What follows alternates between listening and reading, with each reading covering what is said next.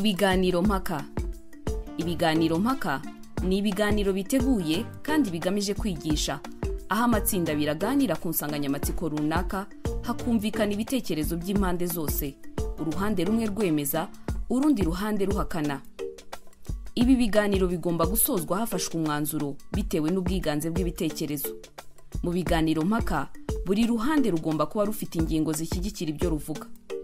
Uyu munsi turi mu karere ka Rubavu, aho itsinda ry'abasore n'inkumi ryateguye ikiganiro mpaka ku buzima bw'imyororokere. Niba hari ibibazo ujya wibaza nawe ukabiburira ibisubizo cyangwa ukumva udasobanukiwe, ukomeze ukurikira ikiganiro. Insanganyamatsiko y'uyu munsi iragira iti: imibonano mpuzabitsina idateguwe mu rubyiruko iterwa n'amakuru adahwitse bahabwa na bagenzi babo. Ibiganiro mpaka byacu birabera ku rwunge rw'amashuri rwa Busasamana, aho ingimbi n'abangavu bateranye ngo baganire ndetse banasesengura ibitekerezo n'ubumenyi basanganywe, ubundi bemeranye ku mwanzuro.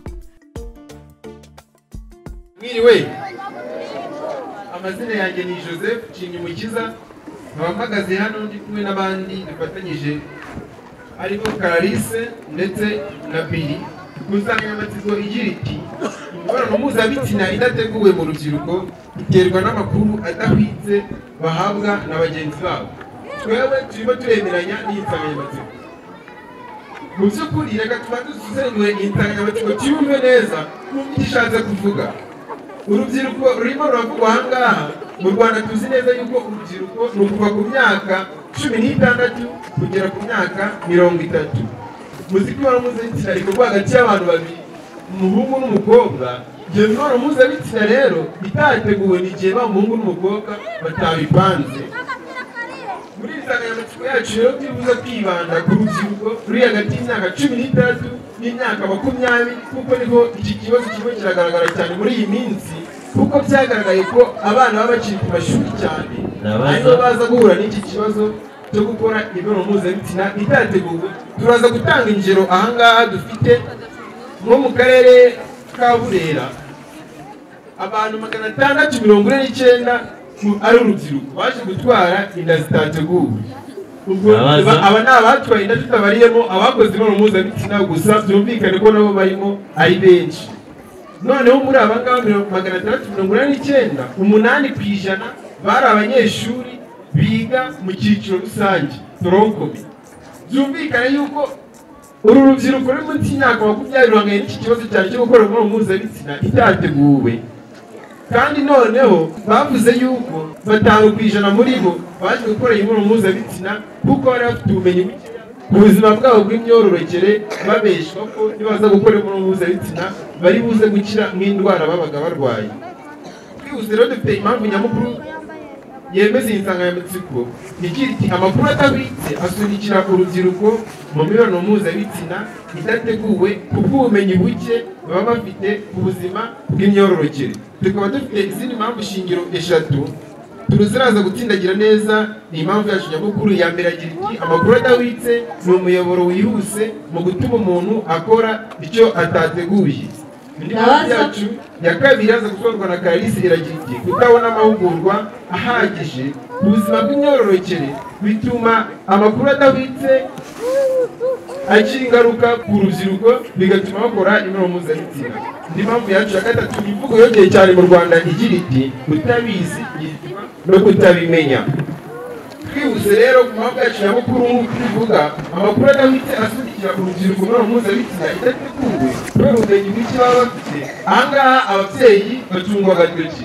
Ababyeyi ntabwo bafata umwanya uhagije ngo basobanurire abana babo ku buzima bwabo bw'imyororokere bitewe n'amasoni baba bafite, maze urubyiruko kubera ko baba batasobanuriwe n'ababyeyi babo bakaza kujya gushakira amakuru muri rwa rubyiruko bagenzi babo, nabo kubera ko badafite amakuru bakabapfa kubabeshya bitewe n'uko baba bumva. Mu byo babeshya dore harimo ibi ngibi.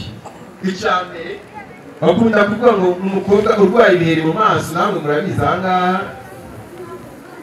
niba urwaye ibishishi nta kundi bizashyira udakoze imibonano mpuzabitsina. Umuhungu yabwira umukobwa ati: nuturamuka dukoze imibonano mpuzabitsina uzagira tayi imeze neza cyane, abantu bose bajya bakwishimira. Cyangwa andi makuru adahwitse agenda akwirakwizwa mu rubyiruko avuga ko agakingirizo kajya gahera nko mu muntu, ariko aya makuru ni ibinyoma, nta shingiro aba afite. Hariho n'andi makuru avuga ngo muramutse mukoze imibonano mpuzabitsina ngo imihango ntiyazongera kukubabaza. Aya makuru arahari kandi ni menshi cyane. Aya makuru rero yose niyo asunikira urubyiruko gukora imibonano mpuzabitsina, kuko rwa rubyiruko nta makuru afatika aba ahari. Nabyo twaje aha ngaha ngo turebe aya makuru twayakura hehe, aya makuru mazima. Dukomeje n'impamvu yacu shingiro ya mbere yagiraga iti amakuru adabitse ni umuyoboro wihuse mu gutuma umuntu akora icyo atateguje. Aha ngaha turaza gutanga ingero kugira ngo twumve neza aya makuru ari umuyoboro wihuse. Dufashe nk'urugero ibi byagiye by'iterambere za mobile money n'ibindi bintu byose, ujya wumva ngo watsindiye ngo miliyoni y'amafaranga y'u Rwanda, ariko ngo kugira ngo uyibone urabanza mutange wenda nk'ibihumbi 100 kugira ngo aya mafaranga uyabone. Aya makuru arihuta cyane kugira umuntu akayumva, bitewe n'uko ari kumva bifitiye inyungu. Bya bihumbi 100 akaza kubitanga kugira aze kubona miliyoni, yamara kubitanga telefone yahamagara kumva abantu bayikuye. Aya makuru atabitse rero atuma wa muntu akora ikintu atateganyije kandi noneho kitari n'ukuri. Bijyanye n'icyo turimo turavuga aha ngaha rero, niyo umuntu akubesha ati urarwaye ibintu bizashira, byanze bikuze nawe uzumva ari umutego ukoreye ukaze, bitume mukorera imibonano mpuzabitsina kugira ngo bya bishishi byawe bishire. Aha ngaha twavuze yuko ababyeyi barimo baratunga agatoki kuba batita cyane ku burere bw'abana babo ndetse no ku buzima bw'imyororokere, ngo babaganirize bababwize ukuri by'uko ibyo bishishi wenda aba ari igihe cy'ubukure kiba kigeze ko bigomba kubaho, ko iyo nzira bagomba kuyicamo byanze bikunze, ko atari ubundi burwayi buba bwaje. Twebwe noneho nk'uko turi aha ngaha dufite icyakorwa kugira ngo aya makuru mazima turebe aho twayakura. Minisante, ikigo cy'igihugu gishinzwe ubuzima, ku bufatanye na Minisiteri y'Urubyiruko ndetse na Minisiteri y'Uburezi mu nshingano zayo, tuzafatanya n'ababyeyi ndetse n'uturere twigire hasi ku bajyanama b'ubuzima ndetse n'Imbuto Foundation. Muratubona nk'uko twaza aha ngaha, turaza kubasobanurira amakuru akwiye aho twayakura. Aha ngaha ku bigo nderabuzima rero bazadufasha neza, batwigishe ubuzima bwacu bw'imyororokere, batwigishe ukuri kose ko amakuru akwiye aho twayakura. Murakoze cyane. Nitwa Sikamfizi Cecile, nkaba ndi ku ruhande rutemeranya n'insanganyamatsiko kumwe na bagenzi banjye Elise na Ernest. Tukaba tutemeranya n'insanganyamatsiko igira iti imibonano mpuzabitsina idateguwe mu rubyiruko iterwa n'amakuru adahwitse ruhabwa na bagenzi babo. Kuko nababwiyegejeje ngaha ntemeranya n'insanganyamatsiko, kuko ntabwo amakuru adahwitse se niyo dushora imibonano mpuzabitsina gute? Ese ubundi ko batubwira amakuru adahwitse ko batagerageje kuyadusobanurira neza, ese ubundi amakuru adahwitse ava hehe? Ndagira ngo nibaze guhaguruka baje aha ngaha, mbere yo kwivuga umuvugizi wabo wa kabiri abanza azansobanurira aho amakuru adahwitse ava, kuko nanjye ubwanjye ndumva ntahazi. Umuvandimwe araje aratubwira ati ngo amakuru ahwitse ngo hari aho yava. None se ko atubwiye ko hari aho yava, ntatubwire aho tuzayakura? Ndagira ngo mbabwire yuko twebwe tushaka dufite umurongo mugari udufasha guhakana iyi nsanganyamatsiko. Uwo murongo mugari uragira uti ubukene no kwiyongera mu rubyiruko. Nibyo koko, iyo urebye aha hanze urubyiruko turakennye, abenshi hari igihe turangiza amashuri tukabura akazi.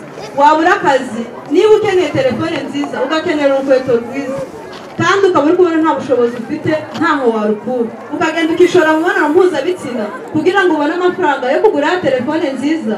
Niba ari umukobwa wifuze gusa neza, niba ari igikara wumva ushaka kuba inzobe, ese ya mafaranga yo kugura amavuta yo kukugira inzobe uzayakura he? Niba iwanyu nta bushobozi bafite bwo kukugurira amavuta, ni hahandi uzagenda ukajya kwishora mu mibonano mpuzabitsina. Usumva ari amakuru adahwitse azaba agushoye mu mibonano mpuzabitsina, uzaba yashowemo nuko hari icyo wararikiye wifuza ushaka kubona, ariko akaba ari nta bushobozi. Aba bavandimwe ntibaze batubeshya ngo bashatse kutwumvisha ibitari byo. Tukaba dufite impamvu zemeza neza umurongo mugari wacu. Impamvu ya mbere iragira iti ingaruka mbi z'umuvuduko w'iterambere. Impamvu ya kabiri ikagira iti kwiyongera kw'ikoreshwa ry'ibiyobyabwenge mu rubyiruko. Impamvu ya gatatu ikagira iti kutanyurwa no kwifuza byinshi. Impamvu ya mbere irasobanurwa nanjye uhagaze imbere yanyu, kabiri n'iya gatatu ziraza gusobanurwa na Elisa. Baza ikibazo cyawe. ese ushatse kuvuga yuko abakene bose ariko bishora mu ngeso y'ubusambanyi? Uyu mugabo bisa nkaho atankurikiye. Nshobora kuba ndi umukene ariko nkaba nyuzwe n'uko mbayeho. Wa wundi utanyuzwe rero niwe uzajya kwishora imibonano mpuzabitsina bitewe n'uko hari icyo adashoboye kubona akajya kwijandika muri ya mibonano mpuzabitsina. Ariko niba ubukene bwanjye bunyuze ngashimishwa no kubaho uko ndiho, ntabwo nzajya kwishora imibonano mpuzabitsina kubera ko nzaba numva ko uko mbayeho nzaba nihagije. Ndakeka wasobanukiwe.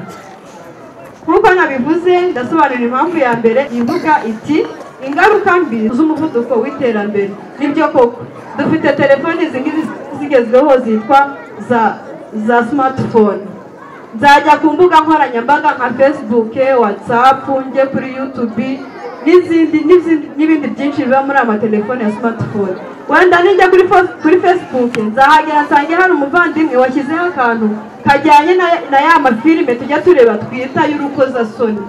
Nzareba babazunga ibyo barimo cyangwa se n'abandi bantu ibyo barimo, numve nanjye nifuje kubikora. Ariko bizaba binyuriye yuko nafite ya telefone. Nimara kureba ya filime y'urukozasoni numve nanjye nkeneye kubikora. Ese aho ngaho nzaba nishoye imibonano mpuzabitsina kubera yuko nta makuru ahwitse mfite, cyangwa nzaba nishoye imibonano mpuzabitsina bitewe n'ibyo narebye? Ndagira ngo aba bavandimwe ntibakomeze kuza kutubeshya, mukomeze mukurikire ngewe ibyo mvuga nibyo numva bifite ishingiro, kuko ntabwo amakuru adahwitse atujyana imibonano mpuzabitsina nk'uko babivuga, ahubwo nk'uko twabyumvise bishobora kuba biterwa n'ubukene ndetse no kutanyurwa n'uko tubayeho. Ngira ngo ngaruke kuri iki kintu cy'ubukene. Hari igihe uzasanga mu miryango ababyeyi babyara abana badashoboye kurera. Wamara kubyara abana benshi bitewe n'uko utabifitiye ubushobozi, umwe agacanga akagenda akajya kwishakishiriza, n'undi akanyura akajya kwishakishiriza. Ese none ninjya kwishakishiriza wenda niyo ngi umubyeyi wanjye ntazakurikirana ngo mbese ndi mu biki, nzagenda nishore imibonano mpuzabitsina kugira ngo mbashe kwibeshaho kubera ko iwacu nta bushobozi bafite bwo kumpereza ibyo nifuza byose. Tukaba dufite icyakorwa kigira giti Leta y'u Rwanda na Minisiteri y'Urubyiruko, Minisiteri y'Uburezi, Minisiteri y'Ubuzima babinyujije mu bufatanyabikorwa n'Imbuto Foundation bafatanya n'uturere hamwe na polisi y'igihugu bahagurukire kurwanya ibiyobyabwenge ndetse bahane n'aba bantu bashuka urubyiruko babashora imibonano mpuzabitsina babashukisha ibyo bafite n'uko babayeho. Ababyeyi bigishe n'abana babo kunyurwa n'ibyo bafite kandi babakurikirana, atari bya bindi byo kubyara umwana ngo numara kumugeza ku isi wumve ko ari uzimenya. Nshuti bavandimwe, ndagira ngo muze ku ruhande rwacu kuko ndumva ibyo mvuga byo bifite ishingiro. Aba bavandimwe ibyo bavuga njye ntabwo mbashije kubisobanukirwa, nshingiye ku byo maze kuvuga n'ibyo bagenzi banjye baza kuvuga. Sinemeranya 100% n'insanganyamatsiko igira iti imibonano mpuzabitsina idateguwe mu rubyiruko iterwa n'amakuru adahwitse ruhabwa na bagenzi babo. Murakoze, ndabashimiye cyane. Nitwa Byishimo Clarissa, nkanje ku ruhande nemeranya n'insanganyamatsiko igira imibonano mpuzabitsina idateguwe mu rubyiruko iterwa n'amakuru adahwitse bahabwa na bagenzi babo. Umuvandimwe wacu yaje abagaragariza neza ayo makuru adahwitse urubyiruko ruhabwa na bagenzi babo, atubwira neza yuko amakuru adahwitse ari nacyo kibazo umuvugizi wabo wa mbere yatubajije ku ruhande tutari kumwe, atubaza ngo ayo makuru adahwitse avahe. Ndagira ngo mubwire ko amakuru adahwitse ava mu rubyiruko hagati yacu. Andi ikindi kibazo yatubajije yatubwira ngo ubu umuvuduko w'iterambere aho ugeze buri muntu wese afite telefoni smartphone, WhatsApp, bajya kuri internet akareba za filime z'urukozasoni. Kubera ko nyine ayo makuru aturutse kuri internet ni urundi rubyiruko bagenzi bacu bayashyizeho nabo ntabwo ahiye. Ndagira ngo mubwire aho amakuru yizewe yaturuka. Ndagira ngo murangire ikigo nderabuzima ko ariho hava amakuru ahwitse. Tukaba dufite babaza shangazi ku bigo nderabuzima, bakaba baranateguye umunsi tugomba kwiherera nk'urubyiruko kugira ngo baduhe ayo makuru ahwitse. Hagaragara ingaruka mu rubyiruko kubera ko baba bafite ya makuru adahwitse. Ya makuru adahwitse, urugero umuvandimwe wacu turi kumwe yabivuze, arababwira ngo igihe umukobwa ngo arwaye ibiheri aribyo ibishishi bagomba gukora imibonano mpuzabitsina kugira ngo bya biheri bikire. Ikindi bagomba gukora imibonano mpuzabitsina ku muhungu kugira ngo igitsina cye gikure, na ba bakobwa ngo imihango ite bagomba gukora imibonano mpuzabitsina kugira ngo itere kubajya uburibwe bugabanya. Niba utari kubeshya bakajya kubaza aya ni amakuru adahwitse. Ndagira ngo aho murangiye gatanga amakuru ahwitse ari buze kugerayo bamusobanure. Bambaza ikibazo. ushaka kutwereka imibare y'abakoze imibonano mpuzabitsina kubera ayo makuru adahwitse uyu munsi mu mashuri? Urakoze cyane. Umunyamabanga ushinzwe amashuri abanza n'ayisumbuye Matiyasi Harerimana yavuze ko ubukene atari bwo butera imibonano mpuzabitsina. Kanama nkemurampaka ndagira ngo mbibereke neza mutagira ngo n'ibyo mvuga ntibihari. Iki kinyamakuru byasohotse ku gihe.com. Dukomeza kutabona amahugurwa ahagije ku bijyanye n'ubuzima bw'imyororokere. Urubyiruko ntabwo rubona amahugurwa ahagije ku bijyanye n'ubuzima bw'imyororokere. Ubuzima bw'imyororokere amakuru tuba dufite twebwe nayo twakuye muri bagenzi bacu, kandi twagakwiye kugera hahandi ku kigo nderabuzima hari amakuru ahwitse kugira ngo tumenye ukuri. Naho urubyiruko uru niko ruri gushora muri za ngeso, tukihura muri za ngeso mbi bitewe n'amakuru adahwitse ariho dukurira zanda z'imburagihe n'indwara zandurira mu mibonano mpuzabitsina, cyane cyane nka sida n'izindi ndwara. Ariko ndagira ngo mbashishikarize kuza ku ruhande rwacu kuko ndahamya neza kuko ibyo tumaze kubabwira twabagaragarije neza ukuntu imibonano mpuzabitsina iterwa n'amakuru adahwitse duhabwa n'urubyiruko bagenzi bacu. Murakoze. Murakoze. Icyabaje ku byo bavuze byose ndaje mbibabwire. Gende umuvugizi wa kabiri ku ruhande rutemeranye n'insanganyamatsiko ivuga ngo imibonano mpuzabitsina idateguye mu rubyiruko iterwa n'amakuru adahwitse ruhabwa na rugenzi rwabo. Ibi ntabwo ari byo. Amazina ni Twerisa Nkundimana. Baje baduha impamvu nyamukuru ivuga ngo amakuru adahwitse ubuzima bw'imyororokere ngo nibyo bituma biga urubyiruko kujya gukora imibonano mpuzabitsina. Ariko se aya makuru adahwitse ibi ni byo koko? Uyu munsi ahantu henshi mu gihugu uyu munsi hari ibigo nderabuzima aho tuhakura amakuru, hari hashyizweho umunsi witwa Youth Corner. Aha ngaha mu bigo nderabuzima hose urahari. Icyo ni cyambere. Icya kabiri, uyu munsi ku mashuri twese abanyeshuri turasobanutse, dufite isomo bita biology. Iryo turaryiga, twiga ku buzima bw'imyororokere. Icya gatatu, amaradiyo uyu munsi asigaye yigisha ku buzima bw'imyororokere buri munsi. Ese koko ni gute ibyo niba bihari bazi kutwereka icyo babinengaho, noneho batwereke n'izindi mbaraga bazazana kugira ngo ibyo bikemuke. Dufite umurongo mugari uvuga ngo ubukene no kwiyongera kw'irari mu miryango. Reka twibutse yuko uyu munsi urubyiruko mu bitewe n'ubukene wacu dufite ushobora kuba wakora imibonano mpuzabitsina kuko utayikunze cyangwa se ko atari amakuru, ahubwo bitewe n'icyo wifuza. Birashoboka ko ishuri baba bakwirukanye, birashoboka ko waba wabonye icyo udafite mugenzi wawe yifite kandi weho wumva ugikeneye. Ikindi cya kabiri, uyu munsi umuvuduko w'iterambere twakomeje tukigarukaho ko hari zimwe mu mbogamizi zongera uyu munsi ikibazo cy'imibonano mpuzabitsina. Kuko iyo ugiye ku mbuga nkoranyambaga usangaho filime y'urukozasoni bita porunogarafi. Iyo iyo filime uyisanzeho uhava icyo gihe wumva ufite irari ryo gukora imibonano mpuzabitsina. Ese iyo porunogarafi nayo muri kwishyira noneho uyu munsi muri aya makuru adahwitse muri kuza mutubwira icyo ngicyo muze kugisubiza. Icya kabiri, uyu munsi urubyiruko rungana na 23%. Iyi ni imibare twakuye ku gihe muri iki gitondo. Uyu munsi yatweretse yuko urubyiruko rufata ibiyobyabwenge uko 23 bigatuma bishora mu mibonano mpuzabitsina. Abo 23% bari muri 52 uyu munsi mu gihugu bafata ibiyobyabwenge. Bivuze ngo ntabwo ari amakuru, ahubwo n'ikibazo cy'ibiyobyabwenge uyu munsi kijemo. Basobanuriye imibare neza noneho sasa. Uyu munsi 55% muri abo ngabo nabo mu cyaro, 45% nabo mu miji. Urumva yuko noneho no mu cyaro ibiyobyabwenge byagezeyo, ari nacyo cyakorwa umuvugizi wacu wa mbere yaje ababwira neza. ariko icyanshimishije neza baduhaye ko 5% uyu munsi aribo bakoze imibonano mpuzabitsina kubera amakuru adahwitse. Ese koko niba ari cyo kibazo 95% bo bagitewe n'iki? Ari byo by'ibi turi kubabwira aka kanya.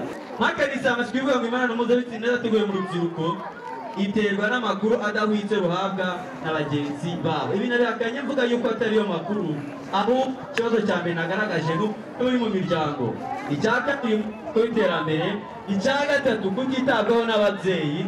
Mwe mwaje mutwereka yuko ikibazo cy'ubuzima bw'imyororokere cyo kibazo, ariko naberetse ko ntako batagira ndetse n'ikimenyimenyi. Uyu munsi dufite icyumba bita youth corner, ahubwo wasanga mutajyayo cyane yuko nakomeje gusanga nta makuru mufite uyu munsi. Abereka bararikire kujyayo. Murakoze.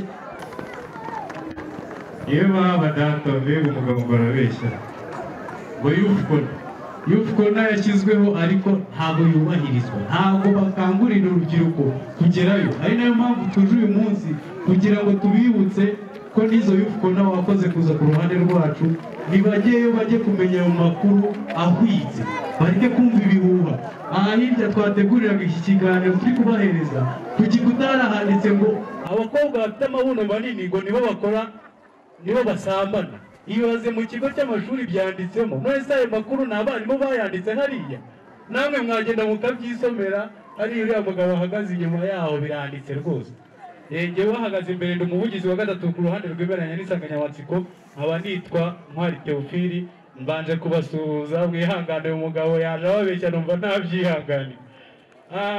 Yaje avuga ngo baje bafite umurongo mugari bashingiraho basobanurira bababeshya ngo ubukene no kwiyongera kw'irari mu rubyiruko ngo nibyo bitera imibonano mpuzabitsina. Ndagira ngo mbirwanye biturutse ku mumizi yayo, kuko ahangaha niba avuga ubukene akaba agaruka kongera akabusenya avuga ngo za smartphone babakene ngo ahangaha, kuko arimo gusobanura ko abakene aribo bajya gusambana bakurikira. Ariko se izi smartphone avuga abakene bakuyeho ubushobozi bwo kuzigura, bakuyeho ubushobozi bwo kuzigura abantu usubize, sibyo?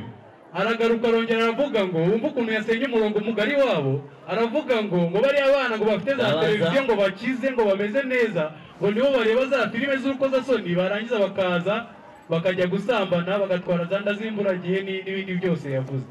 Yatubajije ikibazo ngo tuze kumusobanurira niba ziriya filime porunogarafi yaje yigisha, ziriya filime z'urukozasoni, ngo mbese ngo niba ari amakuru ahwitse cyangwa adahwitse. None se mu nyurabwenge ye arumva ari amakuru ahwitse cyangwa ni amakuru adahwitse yo kubabeshya? Ngaho bazi ikibazo cyawe. Ukomeje kugira ngo hano handitsemo ngo ibihumbi, ko wabyanditsemo ni kukureba waba wiga ahangaha. Urakoze cyane kumpeshyera. Murakomeje kubyumva ko ari ibinyoma gusa akomeza kuzana, kubera ko nubwo yahakanye ko uyu dogiteri Harebamungu Mathias atigeze abaho umuyobozi, ndagira ngo mumenyeshe ko iyi nkuru twasomye ku gihe.com yanditswe muri 2013 kandi yari umuyobozi. Yagaragaje ko ubukene atari cyo kibazo bashyira imbere, bagaragaza ko imibonano mpuzabitsina mu rubyiruko ikomeza kwiyongera, kuko yatanze urugero rwo ku karere ka Nyaruguru agaragaza ko ari akarere kibaga gafite ubukene bwinshi.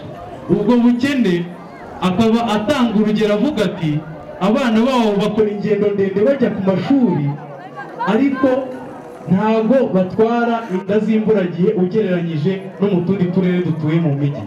So rero kugira ngo ukomeze ubeshye abantu, waza ahubwo ubasobanurira neza niba koko wemeranya n'insanganyamatsiko nk'uko wakomeje ubibabwira, ukareka kuza ubabeshya ngo hashyizweho za youth corner, ariko ngo ntacyo byigeze bimara. Ni uko batigeze babakangurira. Bityo rero njyewe nshingiye ku by'abagabo bakomeje kuvuga, rwose iyo nza kuba n'umuyobozi cyangwa nkaba afite ububasha nari kubafunga, kuko barashaka ko u Rwanda rwacu rukomeza kuzura inda z'imburagihe. Abadusaba rero ko leta ifatanyije na Minisiteri y'Ubuzima, Minisiteri ishinzwe amashuri abanza n'ayisumbuye, ifatanyije n'abandi bafatanyabikorwa Imbuto Foundation, n'ibigo by'urubyiruko n'ibigo byiza nk'ibi by'amashuri bashyiraho uburyo bwo kwigisha abana bakamenya n'aho bakura amakuru ameze neza kugira ngo batazakomeza guhura n'abantu nk'aba ngaba bayobya babahereza amakuru atari meza ngo nukora imibonano mpuzabitsina ngo uzagira ikibuno cyiza cyangwa se ngo uzakira ibiheri byo mu maso kuko ni ukubabeshya ni ikinyoma cyambaye ubusa. Murakoze, ndagira ngo muze ku ruhande rwacu twiyubakire u Rwanda rwacu rufite ubuzima bwiza. Murakoze. Nyuma y'uko impande zose zimaze gutanga no gusobanura ingingo nyamukuru zabo, abitabiriye ibi biganiro bahabwa umwanya wo kubaza ibibazo, bakagaragaza uruhande bashyigikiye ndetse bagatanga ibitekerezo byabo. Ni Horizon igira neza, nkaba nanjye ndi umukozi wa Smart Bet Rwanda. Tugiye kugirana ikiganiro gitoya cyo kugira ngo dusesengure ku byo tumaze kumva ahangaha.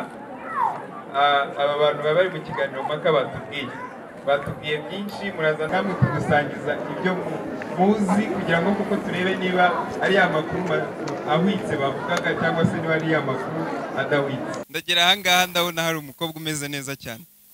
Hari amakuru mujya mubona adahwitse? Nyambwira.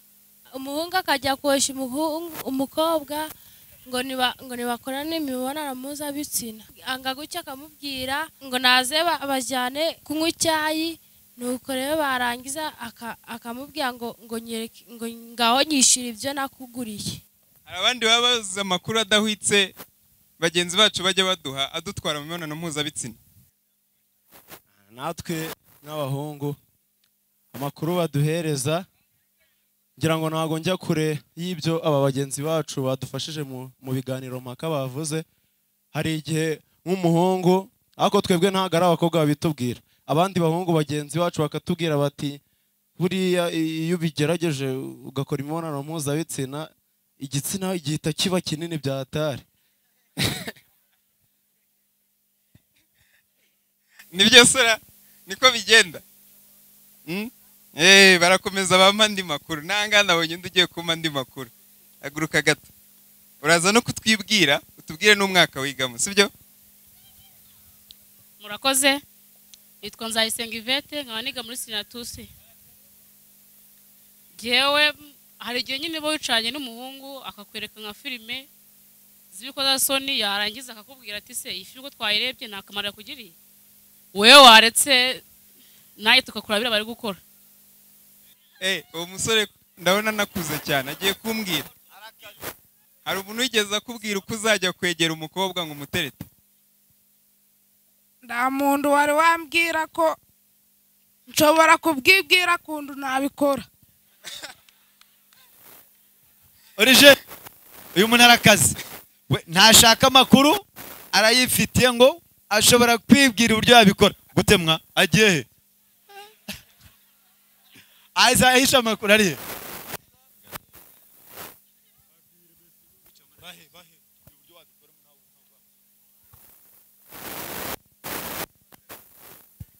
Jewe namubwira tukaja gutemberana nyine, twava ngo ku mazi twakora ngibyo abandi bakoraga nyine.